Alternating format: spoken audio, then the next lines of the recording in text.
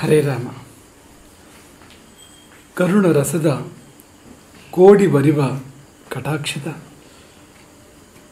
ಪರತತ್ವ ವರೂಪ ವಾಲಾಪದ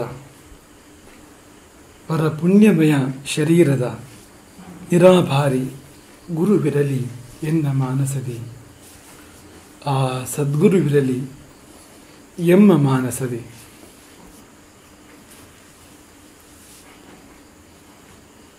ಸ್ವಪರ ಹಿತಪರಂ ದೇಶಿಕಂ ಭೂಷ್ಣುರೀಪ್ಸೇತ್.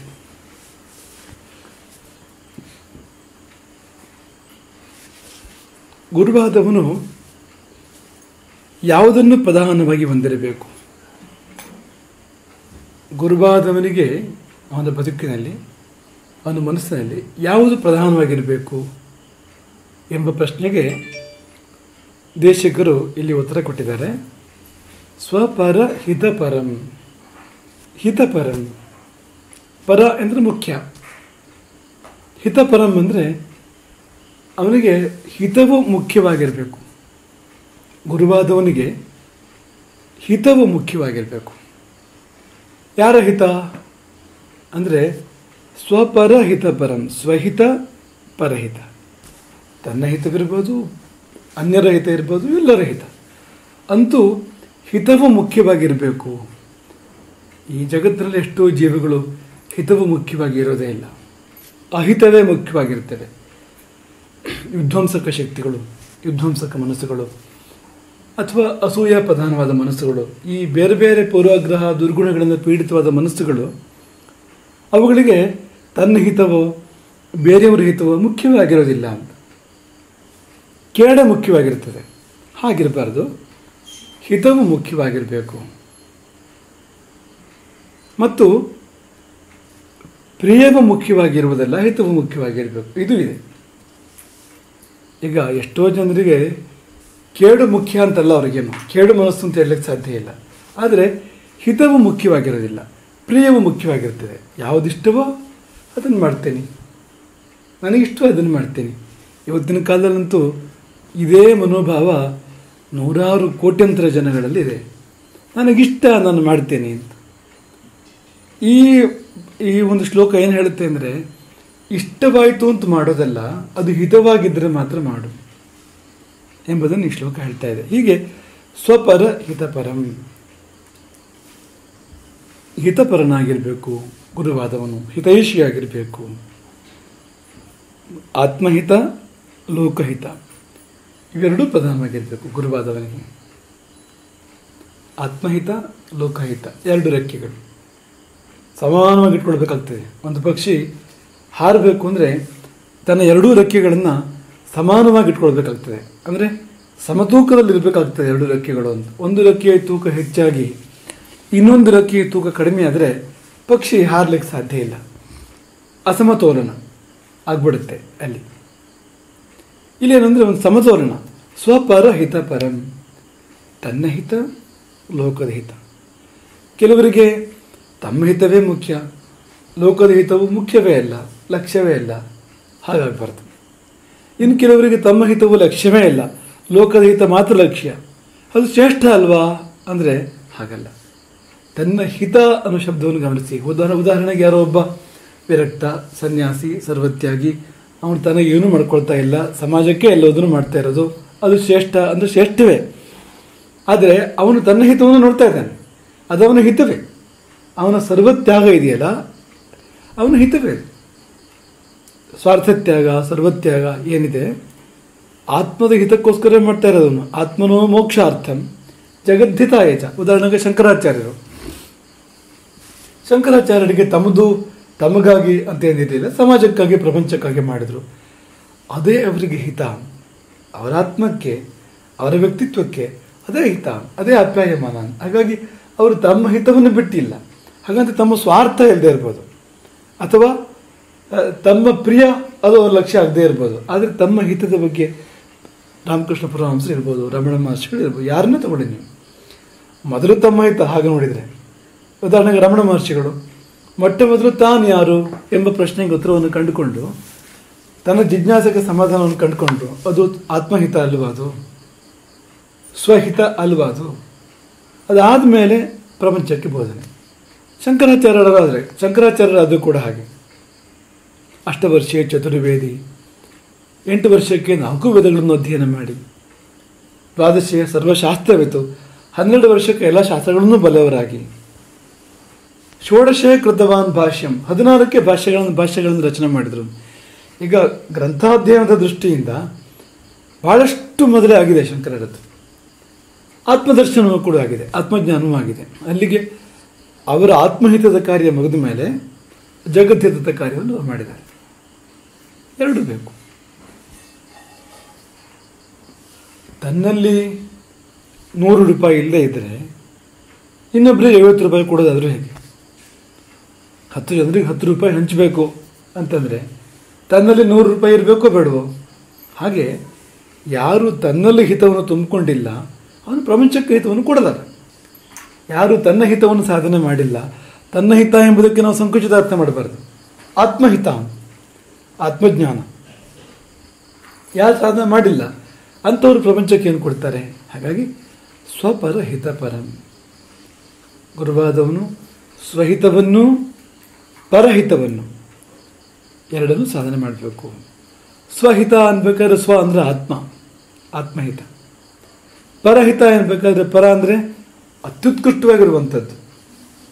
ಪರಂ ಹಿತಂ, ಈ ಪರಂ ಅನ್ನೋ ಶಬ್ದಕ್ಕೆ ಶ್ರೇಷ್ಠ, ಸರ್ವೋತ್ಕೃಷ್ಟ ಎಂಬ ಅರ್ಥ ಇದೆ. ಹಾಗಾಗಿ ಅಂತಹದ್ದು ಅಂತ. ಈಗ ಹಿತ ಅನ್ಬೇಕಾದ್ರೆ ಚಳಿ ಇತ್ತು, ಸ್ವಲ್ಪ ಒಂದು ಬೆಚ್ಚಗಿನ ಬಟ್ಟೆಯನ್ನು ಹೊದ್ದುಕೊಂಡು ಹಿತ ಆಯಿತು, ಹಿತವೇ ಅದು. ಆದರೆ ಪರಹಿತ ಅಲ್ಲ ಅದು.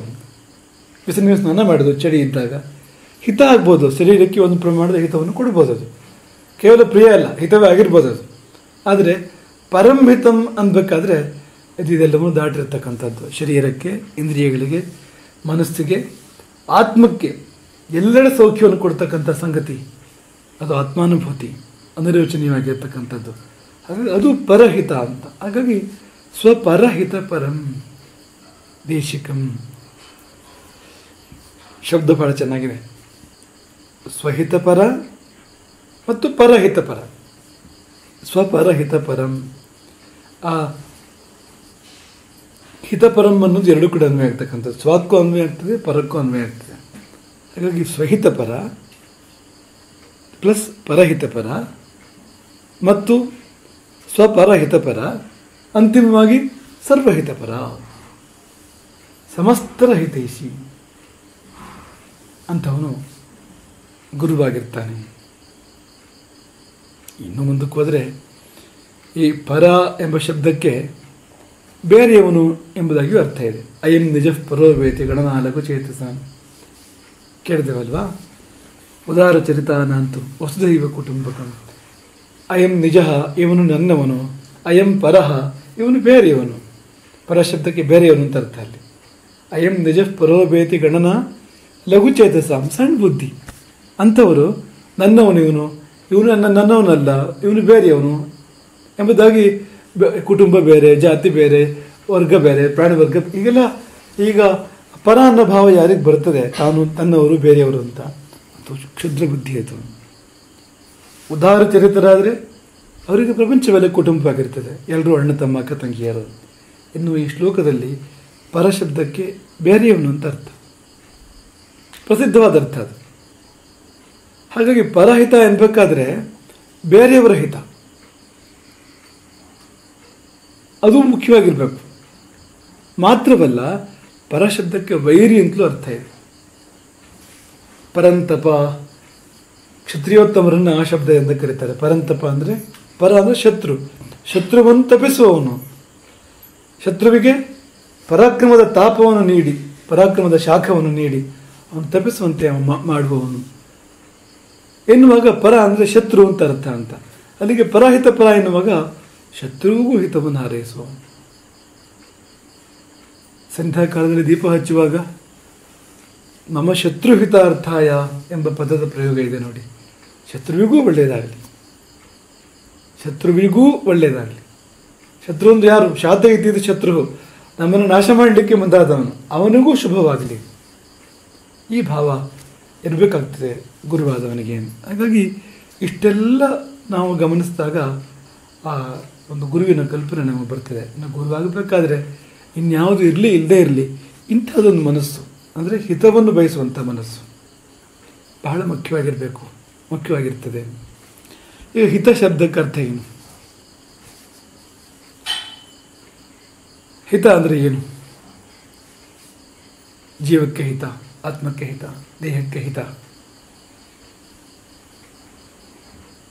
ಅಂದರೆ ಹಿತ ಅಂದರೆ ನಮಗಾಗಿ ಯಾವುದು ಇರಿಸಲ್ಪಟ್ಟಿದೆಯೋ ಅದು ಅಂತ. ಹಿತ ಶಬ್ದದ ಅರ್ಥ ನಿಹಿತ. ಹಿತ ಅಂದರೆ ಇಟ್ಟಿರೋದು, ನಮಗೋಸ್ಕರ ಇಟ್ಟಿದ್ದಾರೆ. ಈ ಅರ್ಥವನ್ನು ಅಷ್ಟಾಂಗ ಯೋಗ ವಿಜ್ಞಾನ ಮಂದಿರದ ಶ್ರೀರಂಗ ಮಹಾವರುಗಳು ಈ ರೀತಿ ವಿವರಣೆಯನ್ನು ಕೊಟ್ಟಿದ್ದಾರೆ. ಈ ಹಿತ ಎನ್ನುವ ಶಬ್ದಕ್ಕೆ ಈ ರೀತಿ ಅರ್ಥವನ್ನು ಹೇಳಿದ್ದಾರೆ. ಬಹಳ ಸುಂದರವಾಗಿರ್ತಕ್ಕಂಥ ಒಂದು ಸಮೀಚೀನವಾಗಿರ್ತಕ್ಕಂಥ ವಿವರಣೆ ಇದು. ಅದು ವ್ಯಾಕರಣಕ್ಕೆ ಸಲ್ಲುವಂಥದ್ದು, ಹೊಂದುವಂಥದ್ದು ಅಂತ. ನಿಹಿತಂ ಹಿತಂ ಎನ್ನುವಾಗ ಇಟ್ಟಿದ್ದು. ಯಾರು ಇಟ್ಟಿದ್ದು ಅಂದರೆ ದೇವರು ಇಟ್ಟಿದ್ದು. ಯಾರಿಗಾಗಿಟ್ಟಿದ್ದು? ನಮಗಾಗಿಟ್ಟಿದ್ದು. ಯಾವುದನ್ನು ದೇವರು ನಮಗಾಗಿಟ್ಟಿದ್ದಾನೋ ಅದು ನಮಗೆ ಹಿತ. ಯಾವುದನ್ನು ದೇವರು ನಮಗಾಗಿಟ್ಟಿಲ್ಲೋ ಅದು ಹಿತ ಹೌದು, ನಮಗಲ್ಲ. ಉದಾಹರಣೆಗೆ ಹುಲ್ಲೆಗೆ ಹುಲ್ಲು ಹಿತ, ಹುಲಿಗೆ ಹುಲ್ಲೆ ಹಿತ. ಗಮನಿಸಿ ಇದನ್ನು. ಹುಲ್ಲೆಗೆ ಜಿಂಕೆಗೆ ಹುಲ್ಲು ಹಿತ. ಹಾಗಂತ ಹುಲಿಗೆ ಹುಲ್ಲು ಹಿತ ಅಲ್ಲ, ಹುಲಿಗೆ ಹುಲ್ಲೆ ಹಿತ. ಜಿಂಕೆಯನ್ನು ಕೊಂದು ತಿನ್ನುತ್ತದೆ ಹುಲಿ, ಅದು ಸರಿ. ಅದು ಹಾಗಂತ ಎಲ್ಲರೂ ಆ ಕೆಲಸ ಮಾಡಬೇಕಾಗಿಲ್ಲ. ಅದಕ್ಕೆ ಆ ಕೆಲಸ ಮಾಡಲಿಕ್ಕೆ ಭಗವಂತ ನೇಮಿಸಿದ್ದಾನೆ. ಜಿಂಕೆಯನ್ನು ಹುಲಿಗೆ ಆಹಾರವಾಗಿ ಭಗವಂತನು ಇಟ್ಟಿದ್ದಾನೆ. ಹಿತ ವ್ಯಾಘ್ರಾರ್ಥಂ ನಿಹಿತ. ಹಿತ ಯಾವುದು? ಹರಿಣ. ಉದಾಹರಣೆಗೆ ಗೋಹತ್ಯೆ ಮಹಾಪಾಪ, ಉಪಪಾತಕಗಳಲ್ಲಿ ಒಂದು, ಮಾಡಬಾರ್ದು, ಸರ್ವಥಾ ಮಾಡಬಾರ್ದು. ಆದರೆ ಈ ಹುಲಿ ಗೋಹತ್ಯೆ ಮಾಡ್ತದಲ್ಲ, ಈಗ ಕಾಡಿಗೆ ಬಿಟ್ಟ ಮೇಯಲಿಕ್ಕೆ ಅಂತ ಬಿಟ್ಟ ಹಸುವನ್ನು ಹುಲಿ ಹಿಡಿಬೋದು, ಚಿರತೆ ಹಿಡಿಬೋದು. ಅದಕ್ಕೂ ಉಪಪಾತಕ ಬಂತ ಅಂದರೆ ಅದು ಬರಲೇ ಇಲ್ಲ. ಅದೇ ಪಟ್ಟಿ ಪ್ರಕಾರ ಉಪಪಾತಕ ಬರಬೇಕಾದ್ರೆ ಮನುಷ್ಯನಿಗೆ ಅದು ಹಿತ ಅಲ್ಲ. ಆದರೆ ಹುಲಿಗೆ ಹಿತವೇ ಹೌದದು. ಹಾಗಾಗಿ ಹುಲಿ ಹಿಡಿಯಬಹುದು, ತಿನ್ನಬಹುದು. ಅದಕ್ಕೆ ಗೊತ್ತು ಯಾವಾಗ ಹಿಡಿಬೇಕು, ಎಷ್ಟು ತಿನ್ನಬೇಕು, ಯಾವಾಗ ಹಿಡಿಬಾರ್ದು ಎಲ್ಲ ಗೊತ್ತು. ಈಗ ಹೊಟ್ಟೆ ತುಂಬಿದ್ರೆ ಅದರ ಕಣ್ಮುಂದೆ ಹಸು ಹಾದು ಹೋಗ್ತಾ ಇದ್ರು ಕೂಡ ಹುಲಿ ಅಲ್ಲಾಡೋದು ಇಲ್ಲ, ಎದ್ದು ಬರೋದು ಇಲ್ಲ. ಅದು ಈಗ ದ್ವೇಷ ಇಲ್ಲ ಅದಕ್ಕೇನು ಅಂತ, ಹುಲಿಗೇನು ಅಂತ. ಪ್ರಕೃತಿ ಧರ್ಮವಾಗಿ ಮಾಡ್ತಾ ಇರ್ತಕ್ಕಂಥದ್ದು. ಪ್ರಕೃತಿ ಹಾಗೆ ನೇಮಿಸಿದೆ ಅಂತ, ನೀನು ಇದನ್ನು ತಿನ್ನು ಎಂಬುದಾಗಿ ನೇಮಿಸಿದೆ, ಅದನ್ನು ಮಾಡ್ತಾ ಇದೆ.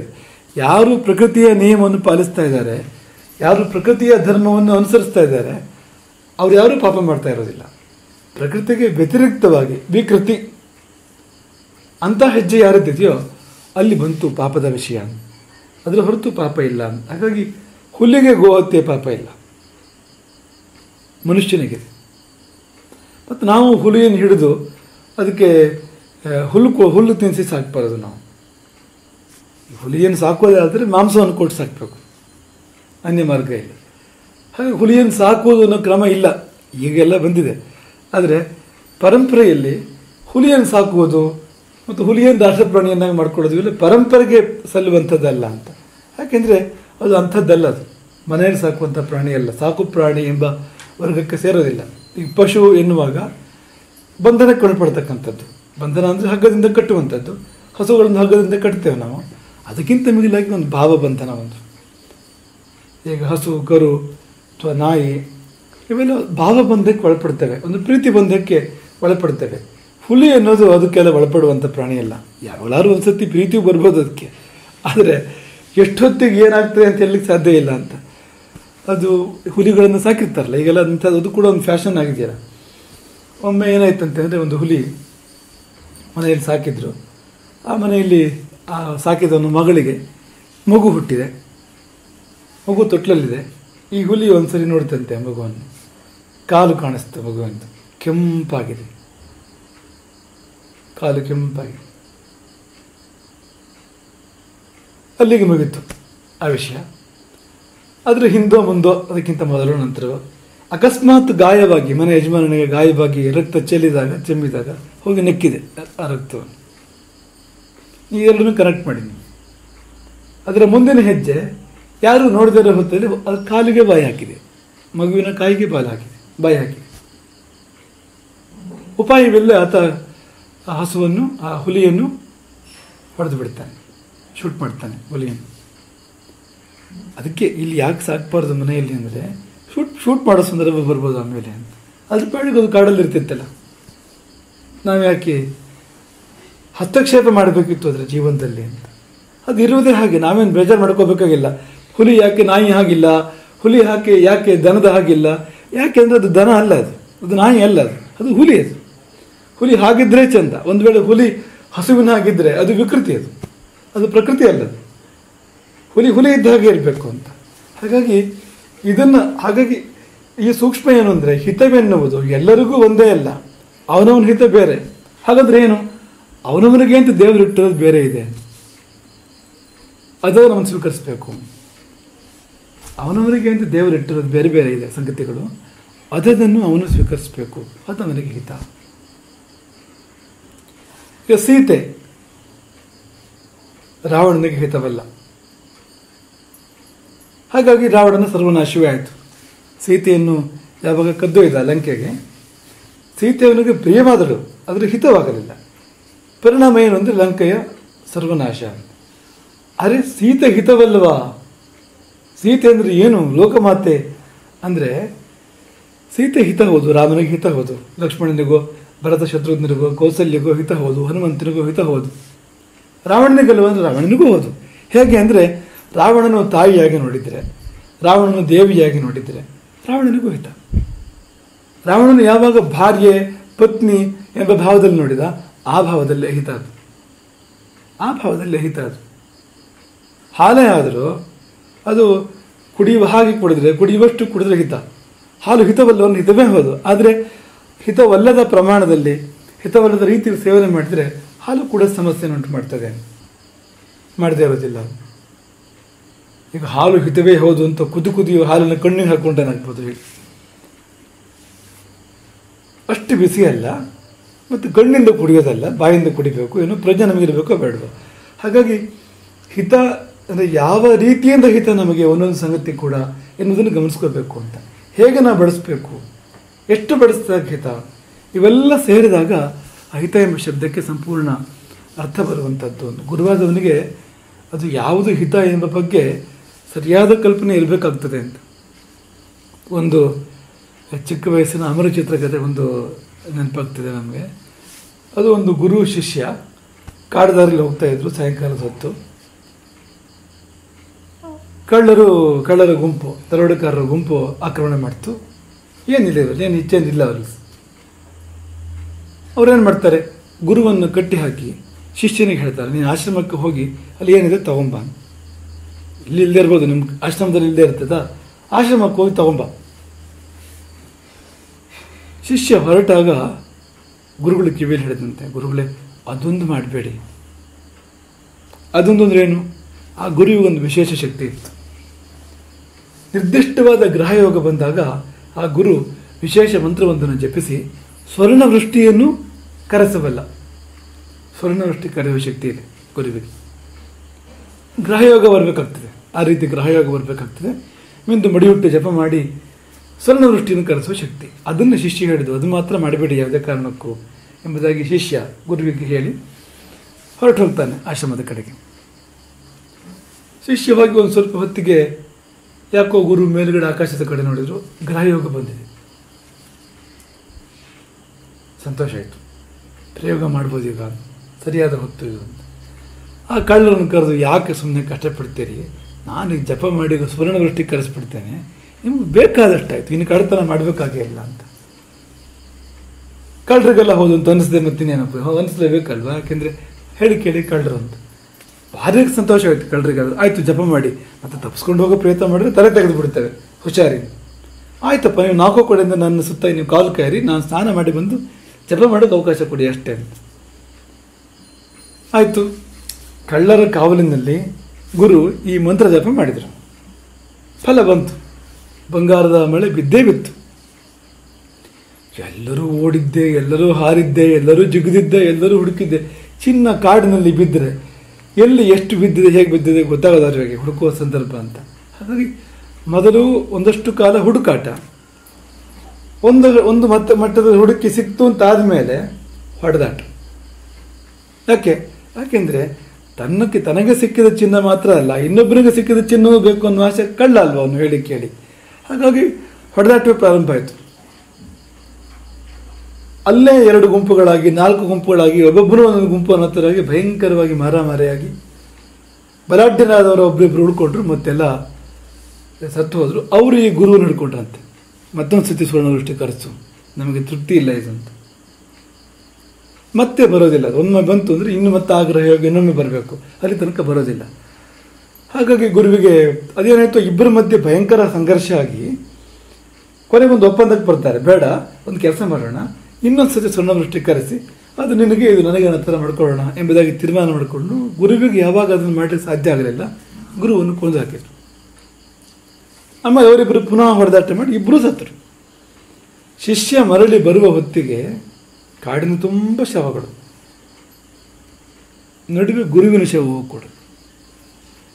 ಕಾಡಿನ ತುಂಬ ಶವಗಳು, ಕಳ್ಳರ ಶವಗಳು, ದರೋಡೆಕೋರರ ಶವಗಳು. ಆ ಶವಗಳ ಸಾಲಿನಲ್ಲಿ ಗುರುವಿನ ಶವವು ಸೇರಿದೆ. ಯಾಕೆ ಹೀಗಾಯಿತು ಅಂದರೆ ಹಿತ ಯಾವುದು ಅಂತ ಆಲೋಚನೆ ಮಾಡಬೇಕಾಗಿತ್ತು ಅಂತ. ಚಿನ್ನದ ಮಳೆ ಹಿತವೇ ಆ ಹೊತ್ತಿನಲ್ಲಿ, ಆ ಕಳ್ಳರಿಗೆ ಹಿತವೇ ಚಿನ್ನದ ಮಳೆ. ವಿಜಯನಗರ ಸಾಮ್ರಾಜ್ಯಕ್ಕಾಗಿ ಚಿನ್ನದ ಮಳೆ ಕರೆಸಿದ್ರಂತೆ ವಿದ್ಯಾರಣ್ಯರು. ಹೌದು, ಒಂದು ಮಹತ್ ಕಾರ್ಯಕ್ಕಾಗಿ ಚಿನ್ನದ ಮಳೆ ಕರೆಸಿ ದೊಡ್ಡ ಸಾಮ್ರಾಜ್ಯವೇ, ಸನಾತನ ಧರ್ಮದ ಸಾಮ್ರಾಜ್ಯವೇ ಸ್ಥಾಪನೆ ಆಯಿತು. ಕಳ್ಳಕಾಕರಿಗಾಗಿ ಈ ಮಹಾಮಂತ್ರಗಳನ್ನು ಬಳಸಿ ಚಿನ್ನದ ಮಳೆ ಕರೆದರೆ ಬರುವ ಫಲ ಇದು. ಚಿನ್ನದ ಮಳೆ ಬಿದ್ದಿದ್ದೋದು ಎಲ್ಲ ಕಳ್ಳರಿಗೂ ಅವರ ಜೀವನ ಇಡೀ ಸಾಕು. ಆದರೆ ಅನುಭವಿಸಲಿಕ್ಕೆ ಯಾರೂ ಬದುಕಲೇ ಇಲ್ಲ, ಎಲ್ಲರೂ ಸತ್ತೋದು. ಹಾಗಾಗಿ ಹಿತ ಯಾವುದು ಎಂಬುದನ್ನು ತಿಳ್ಕೊಳ್ತಕ್ಕಂಥದ್ದು ತುಂಬ ಮುಖ್ಯ. ಈಗ ನಮಗೆ ಯಾರಿಗಾದರೂ ಹಾಗೆ, ಗುರುವಿಗೆ ಮಾತ್ರ ಅಂತಲ್ಲ ಅಂತ. ಜೀವನ ಅಂದರೆ ಏನು, ವಿದ್ಯಾಭ್ಯಾಸ ಅಂದರೆ ಏನು, ಹಿತ ಯಾವುದು ಎಂಬುದನ್ನು ತಿಳಿದುಕೊಳ್ಳಬಹುದು. ಜಗತ್ತಿಗೆ ಹಿತ ಯಾವುದು, ಸಮಾಜಕ್ಕೆ ಹಿತ ಯಾವುದು, ನನಗೆ ಹಿತ ಯಾವುದು ಎಂಬುದನ್ನು ತಿಳಿದುಕೊಂಡ್ರೆ ಅದು ವಿದ್ಯಾಭ್ಯಾಸ ಮಾತ್ರ ಅಲ್ಲ, ಅದು ಜೀವನವೇ. ಜೀವನದ ಮರ್ಮವೇ ಸಿಕ್ಕಿದಂತೆ ಆಯಿತು. ಅದು ಗೊತ್ತಾಗದೆ ತಾನೇ ತೊಡಲಾಟ. ಹಿತ ಯಾವುದೊಂದು ಗೊತ್ತಾಗದೆ ತಾನೇ ಇಷ್ಟೆಲ್ಲ ತೊಡಲಾಟ, ಪರದಾಟ, ಹುಡುಗಾಟ. ಬದುಕೊಂದು ತಮಾಷೆಯಾಗಿ ಹೋಗಿದೆ ನೋಡಿ. ಯಾವುದು ಹಿತ ಅಂತ ಗೊತ್ತಿಲ್ಲದೆ ಏನೇನೋ ಮಾಡ್ತಾ, ಹೇಗೇಗೋ ಬದುಕ್ತಾ ಜೀವನವನ್ನು ಹಾಳು ಮಾಡ್ಕೊಳ್ತಾ ಇದ್ದಾರೆ. ಹಾಗಾಗಿ ನಿಜವಾದ ಹಿತವು ಯಾವುದು ಎಂಬುದನ್ನು ತಿಳಿದುಕೊಳ್ಳುವುದೇ ಜೀವನದ ಬಹಳ ಮುಖ್ಯವಾಗಿರ್ತಕ್ಕಂಥ ವಿಷಯ. ನಮ್ಮ ಪರಂಪರೆಯ ಪ್ರಕಾರ ಅದು ಎಳಬೇಸಲಾಗಿ ಹೋಗಬೇಕು. ಶೈಶವೇಭ್ಯಸ್ತ ವಿದ್ಯಾನ, 8 ವಯಸ್ಸಿಂದ 24 ವಯಸ್ಸಿನ ಮಧ್ಯದಲ್ಲಿ ಹಿತ ಯಾವುದು ಎಂಬುದನ್ನು ತಿಳ್ಕೊಂಡು ಮುಗಿಬೇಕು ಅಂತ. ಆಮೇಲೆ ಹಿತವನ್ನು ಸಾಧನೆ ಮಾಡ್ತಕ್ಕಂಥದ್ದು, ಅದಕ್ಕೂ ಸಮಯ ಬೇಕಲ್ಲ. ಈ ದಾರಿ ಯಾವುದನ್ನು ತಿಳ್ಕೊಳ್ಳೋದಕ್ಕೆ ಜೀವನ ಇಡೀ ಆಗಿಬಿಟ್ರೆ ಮತ್ತೆ ದಾರಿಯಲ್ಲಿ ಸಾಗೋದು ಯಾವುದು. ಹಾಗಾಗಿ ಸ್ನಾತಕ ಆಗುವುದಕ್ಕಿಂತ ಮೊದಲು, ಅಂದರೆ ಗುರುಕುಲ ವಾಸ ವಿದ್ಯಾಭ್ಯಾಸದ ಅವಧಿಯಲ್ಲಿ ಬದುಕಿನ ಈ 100 ವರ್ಷದ ಬದುಕು ಅಂದರೆ ಮೊದಲ ಕಾಲು ಭಾಗ, ಆ 25 ವರ್ಷ ಅಂತ ಏನು ಹೇಳ್ತೇವೆ ನಾವು, ಈ ಅವಧಿಯಲ್ಲಿ ಹಿತ ಯಾವುದು ಎಂಬುದನ್ನು ನಾವು ತಿಳ್ಕೊಳ್ಬೇಕು. ಶಾಸ್ತ್ರಗಳು ಇದಕ್ಕೋಸ್ಕರವೇ ಇವೆ. ಇಷ್ಟಾರು ಶಾಸ್ತ್ರಗಳು, ಇಷ್ಟಾರು ಸ್ಮೃತಿ ಪಂಕ್ತಿಗಳು ಯಾಕಿವೆ ಅಂತಂದರೆ ಜೀವಗಳಿಗೆ ಹಿತವು ಯಾವುದು ಎಂಬುದನ್ನು ತಿಳಿಸಿಕೊಡೋದು. ಯಾವುದು ಹಿತ, ಯಾರಿಗೆ ಹಿತ, ಯಾವುದು ಯಾರಿಗೆ ಹಿತ, ಯಾವುದು ಯಾರಿಗೆ ಯಾವಾಗ ಹಿತ, ಯಾವುದು ಯಾರಿಗೆ ಯಾವಾಗ ಹೇಗೆ ಹಿತ. ಸೀತೆ ಹೇಗೆ ಹಿತ ರಾವಣನಿಗೆ, ಯಾವ ರೂಪದಲ್ಲಿ ಹಿತ, ಬಹಳ ವ್ಯತ್ಯಾಸ ಇದೆ ನೋಡಿ. ನೋಡುವ ದೃಷ್ಟಿ ಬದಲಾದಾಗ ಆ ಪದಾರ್ಥದ ಹಿತತ್ವ ಅಹಿತತ್ವಗಳು ಬದಲಾಗ್ಬಿಡ್ತವೆ ಅಂತ. ಹಿತವಾದದ್ದು ಅಹಿತವಾಗಿಬಿಡ್ಬೋದು ದೃಷ್ಟಿ ಸರಿ ಇಲ್ಲದೆ ಇದ್ದರೆ ಅಂತ. ಹಾಗಾಗಿ ದೃಷ್ಟಿಯೂ ಹಿತವಾಗಿರಬೇಕಾಗ್ತದೆ. ಈ ಒಂದು ವಿವೇಚನೆ ಬೇಕು. ಹಾಗಾಗಿ ಭಗವಂತ ಇಟ್ಟಿದ್ದಾನೆ. ಈಗ ಹಸುಗೂಸಿಗೆ ಹಿತವಾದುದು ಹಾಲು. ಹಿತ ಅಂದ್ರೆ ಇಡಲ್ಪಟ್ಟಿದೆ ಎಲ್ಲಿ, ಅಮ್ಮನಲ್ಲಿ, ತಾಯಿಯಲ್ಲಿ ಹಾಲನ್ನು ಹಸುಗೂಸಿಗಾಗಿ ಇಟ್ಟವರು ಯಾರು? ಭಗವಂತ. ಅದು ಹಿತ. ಮಗುವಿಗೆ ಆ ಹಾಲು ಎನ್ನುವಂಥದ್ದು ಹಿತ ಅಂತ. ಯಾಕೆಂದರೆ ಅದಕ್ಕಾಗೇ ಮೀಸಲಾಗಿ ಭಗವಂತ ತಗೋ ನಿನಗೆ ಅಂತ ಇಟ್ಟಿರ್ತಕ್ಕಂಥದ್ದು ಅಂತ. ಹಾಗಾಗಿ ಅದನ್ನು ಹುಡುಕಿ ತಿಳಿಯುವ ಪ್ರಯತ್ನವನ್ನು ಮಾಡಬೇಕು. ಗುರುವಾದವನಿಗೆ ಹಿತದ ಜ್ಞಾನವೂ ಸರಿಯಾಗಿ ಬೇಕು, ಮತ್ತು ಹಿತವೇ ಮುಖ್ಯವಾದ ಬದುಕು, ಹಿತವೇ ಮುಖ್ಯವಾದ ಮನಸ್ಸು, ಎಲ್ಲರ ಹಿತದ ಕಿರಣಗಳನ್ನು ಬೀರುವವನು ಗುರುವಾದವನು. ತನ್ನೊಳಗೆ ಹಿತವನ್ನು ತುಂಬಿಕೊಂಡು ಅದು ತುಳುಕಬೇಕು ಅಂತ, ಎಲ್ಲೆಡೆಗೆ ಹಿತವು ಹರಿಬೇಕು, ಹಾಗಿರ್ಬೇಕಾದವನು ಅಂತ. ಹಾಗಾಗಿ ಸ್ವಪರಹಿತ ಪರಂ ಆತ್ಮನೋ ಮೋಕ್ಷಾರ್ಥಂ ಜಗದ್ಧಿತಾಯ ಚ. ತನ್ನ ಮುಕ್ತಿ ಮತ್ತು ಜಗತ್ತಿನ ಹಿತಕ್ಕೋಸ್ಕರವಾಗಿ ಬದುಕು ಎಂಬಂಥವನು. ಹಾಗಾಗಿ ಶಂಕರರು ಈ ಮಾತನ್ನು ಹೇಳ್ತಾರೆ. ಕೋ ಗುರುಹು ಎಂಬ ಪ್ರಶ್ನೆಯನ್ನು ಕೇಳಿ ಅಧಿಗತ ತತ್ವ, ತತ್ವಜ್ಞಾನವುಳ್ಳವನು. ತತ್ವಜ್ಞಾನವುಳ್ಳವನು ಅಂದರೆ ಹಿತ ಯಾವುದು ಅಹಿತ ಯಾವುದು, ತತ್ವಜ್ಞಾನವುಳ್ಳವನು. ಶಿಷ್ಯ ಹಿತಾಯ ಉದ್ಯತ ಸತತಂ, ಶಿಷ್ಯ ಹಿತಕ್ಕಾಗಿ ಸತತವೂ ಉದ್ಯತನಾದವನು. ಇದಲ್ಲದಿದ್ದರೆ ಅವನು ಗುರುವಲ್ಲ. ಅರಿವುಳ್ಳವನಾಗಿರಬೇಕು. ಅಧಿಗತ ತತ್ವ ಗುರುವಾಗಬೇಕಾದ್ರೆ ಅರಿವುಳ್ಳವನಾಗಿರಬೇಕು. ಜೊತೆಯಲ್ಲಿ ಶಿಷ್ಯ ಹಿತಕ್ಕಾಗಿ ಸತತವೂ ಹಿತೋದ್ಯತ ಅಂತ, ಸತತವೂ ಉದ್ಯತನಾದವನಾಗಿರಬೇಕು. ಹಾಗಿದ್ದರೆ ಅವನು ಗುರು ಎಂಬುದಾಗಿ ಅನ್ನಿಸಿಕೊಳ್ತಾನೆ. ಪ್ರಿಯವೇ ಪ್ರಧಾನವಾದ ಬದುಕಾದರೆ ಅವನು ಗುರುವಾಗಲ್ಲ. ಅವನು ಒಂದರ್ಥದಲ್ಲಿ ಗುರುವಾಗ್ತಾನೆ. ಗುರು ಒಂದು ಭಾರ ಅನ್ನೋ ಅರ್ಥ ಇದೆ, ಜಗತ್ತಿಗೆ ಭಾರವಾಗ್ತಾನೆ. ಆದರೆ ಈ ರೀತಿಯ ನ್ಯಾಯವಾದ ನಿಜವಾದ ಗುರು ಅವನಾಗಲಾರ. ಹಾಗಾಗಿ ಈ ಗುರುವಿನ ಗುರುತ್ವದಲ್ಲಿ ನಿಹಿತವಾಗಿರ್ತಕ್ಕಂಥದ್ದು ಹಿತ, ಸ್ವಹಿತ, ಪರಹಿತ, ಲೋಕಹಿತ. ಹರೇ ರಾಮ.